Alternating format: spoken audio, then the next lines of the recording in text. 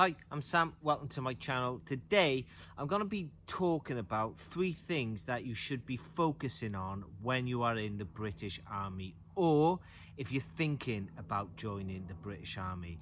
Now, that's not going to include things like be the best soldier you can be, or be the best tradesman or tradesperson that you could be, or if you're an officer, be the best leader or manager that you can be. It's not about that. These are 3 things that you should focus on to help you become a better soldier, and also to prepare you for the rest of your working career when you do get out of the army as well. Now, there's lots of things that the army has to offer, and one of those things is continuous professional development. Now, from the start of your career, you're going to be pretty busy in the first 1 or 2 years, and that's going to be difficult for you to do. But as you progress through your career, you will be able to get away and get pretty much any qualification that you want. So if you're keen into any kind of sport, the army generally will have a course whereby you can go away and become some form of coach as well, and that will then cross over into the civilian world. But not only that, if that particular qualification doesn't cross over into the civilian world, the army will pay for you to go and do that courses, at least 80 or 90% of it.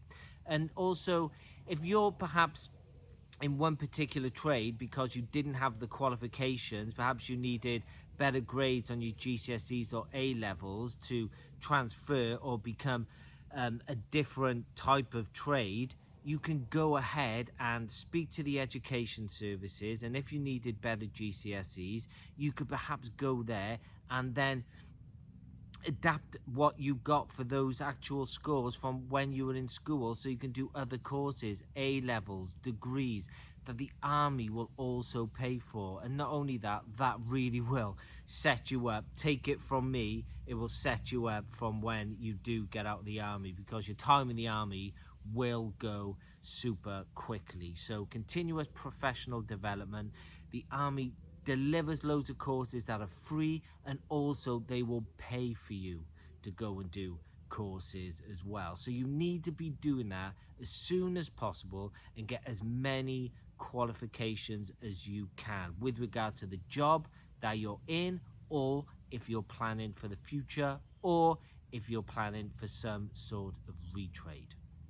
So, number 2, stay medically fully deployable, MFD.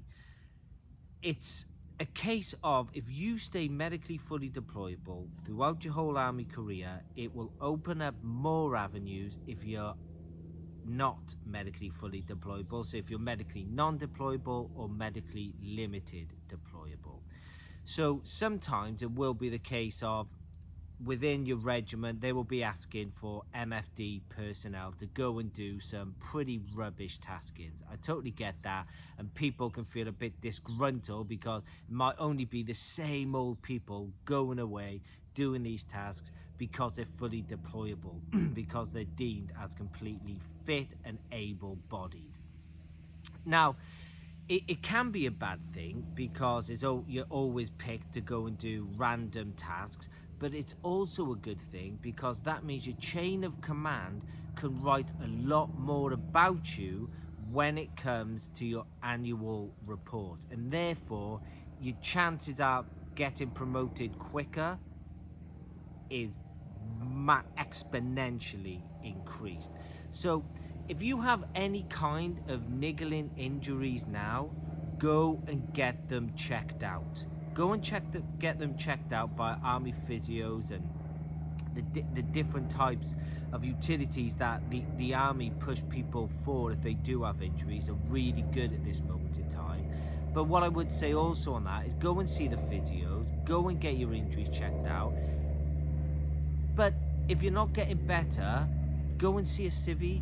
Go and see like a civvy osteopath or a civvy physio or a civvy chiropractor and get that second opinion. I was going to see a physio for quite a while because of my lower back, and I went and I just paid in the end to go and see a civilian osteopath, and he sorted me out within 40 minutes. So They are good, what the team and the army do put together with regards to rehabilitation, but they're not always perfect. So make sure you get all these niggling injuries checked out straight away and get and ensure that you stay MFD. It might not be your fault if you're MLD, but I would say if you are MLD, try and get MFD as soon as possible, because it will open up more avenues within your army career. Which brings me on to number 3, which is try and see as much of the world as possible. Those adventure training emails that people get, or that your regiment are pushing out there asking for volunteers to go adventure training, jump on them. They're super cheap most of the time, and you will get to see so much of the world. From doing, you might not like, for instance, going running or rock climbing or anything like that, but the fact is that might be in Spain, or it might be in Germany. We used to do quite a lot of stuff in my old unit over there. I wasn't mad on orienteering whatsoever, but I used to go on these things because you'd have a right laugh in the evenings, and you wouldn't be adventure training all day. You just do that little bit of adventure training and go and have a laugh in the evening and see a bit of Germany, see a bit of Spain. They go all over the world, especially in Nepal. They do a lot of adventure training as well. So you need to be volunteering for that, and you need to be volunteering for going on tours and seeing as much of the world as possible.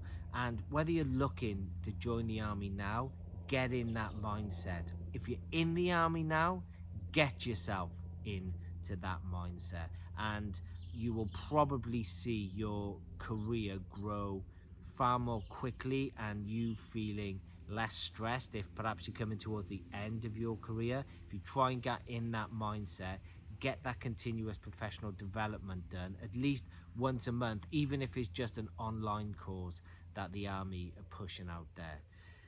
Other than that, I think if you do have any questions about the army as a whole and what to expect when you're joining the army, or if you're in the army already, please just leave them in the comment section below, and I always get back to them all.